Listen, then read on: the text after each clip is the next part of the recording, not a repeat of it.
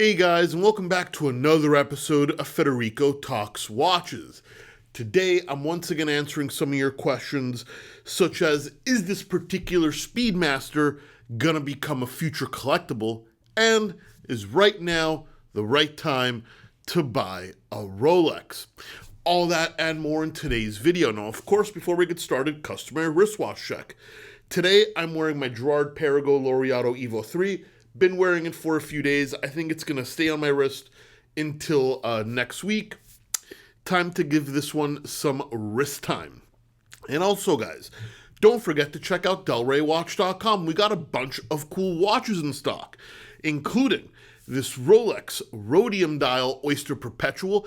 I used to own this model myself, and I do think it is probably one of the best, if not the best, daily wear Rolex. Absolutely incredible.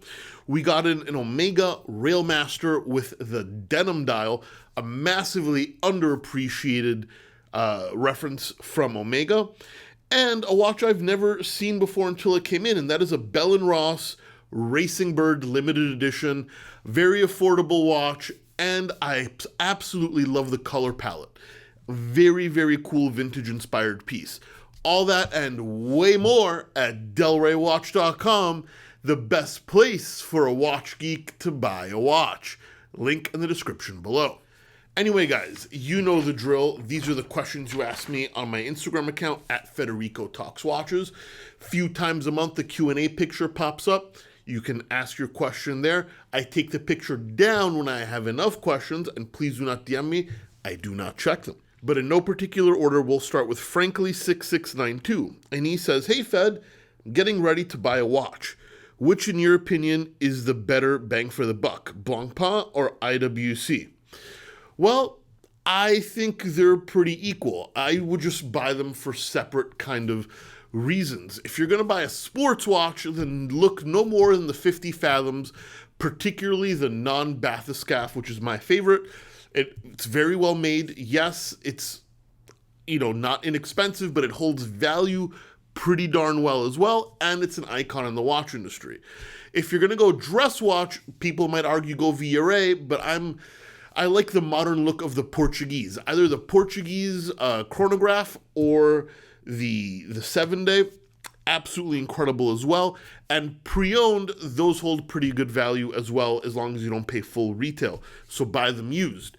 Which one would I go? I would really depend. I don't love IWC's dive watches. That's definitely Blancpain's domain.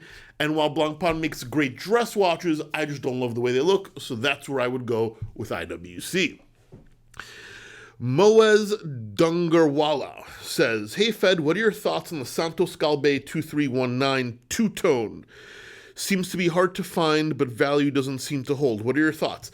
I love this watch. It's been discontinued a while, but when I used to work for Cartier, I used to sell this piece brand new, and I love it. It's so 80s, it's so douchey.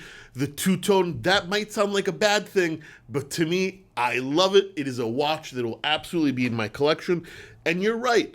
They are not super common, but I think you were wrong when you say they don't hold value, because I've been tracking this watch for a very long time, and I haven't seen the price fluctuate too much at all. Has it lost value from retail? Sure it has, but retail's irrelevant. This thing was discontinued more than 10 years ago. So, I find it to be a pretty stable reference.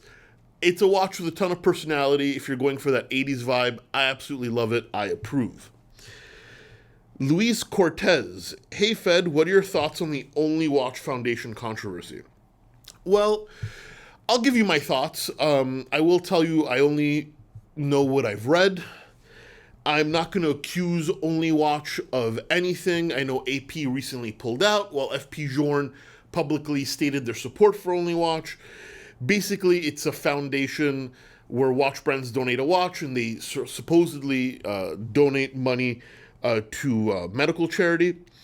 They're based in Monaco. I'll tell you this, I'm not accusing Only Watch of anything. I have no proof of anything, but I will call out for significantly more transparency, especially when it's these dollar amounts, especially when it's so public in the watch industry, and the fact that they're based in Monaco, well, that doesn't mean anything because Monaco's a great place, but, a bit of a tax haven. So, once again, I'm not accusing Only Watch of any wrongdoing, but I do believe a charity should be fully transparent and significantly more transparent than just the minimum requirements of the law, which is pretty much what they've been saying, is like, we're following Monaco law.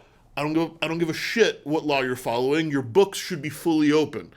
That being said, there is no real proof of wrongdoing, and it's a good cause. So apart from the transparency thing, I don't have much to say on the subject. Being Yaskan said, "Hey Fed, great channel and looking good. Thank you, brother. What are your thoughts on the Omega Ed White 321, a future collectible or a cash grab?" So Omega makes a lot of limited edition and limited production watches. This is a limited production, but I absolutely think it's a future collectible because unlike 90% of their other limited pieces, this has some substance. And that is the 3-2-1 movement, which collectors love, a very high-end movement. It's actually made in decently small numbers as well. So when something limited has substance, like a special movement, especially one with history, then it makes sense it'll be a collectible. I think this one is an easy one to call. Can I say the same about 99% of their other limited editions? Absolutely not. They'll drop like a brick in the ocean. But this Ed White 321, 2 thumbs up for me. Brian TNGO, "Hey Fed, do you think the watch market is going to continue to go down like Rolex, or is now the right time to buy?" I think the market is correcting. I do think it'll correct a little bit further, but this has been one of the best times to buy in a very long time. I think a lot of models have bottomed out, like the Rolex Explorer 36mm 1.1 reference. I think Daytonas have pretty much bottomed out. But the rest probably has a little bit to go, but not substantial. So I think now is definitely not a bad time to buy a Rolex, at least in my humble opinion. And Rod PLA says, "Hey Fed, what do you think of brands categorizing watches under 38mm as ladies? I love the vintage styling and I think it's stupid." I think it's stupid too, because I wear 38, I've even worn under 38, and I'm a big guy. I was also taught in sales, when I worked watch retail, that nothing is a lady's watch, and nothing's a men's watch. Everything is unisex. Somebody walks up to a showcase, they put it on, they like it, they want to buy it, you sell it to them. Shut your mouth and sell it to them. The customer can buy whatever he likes.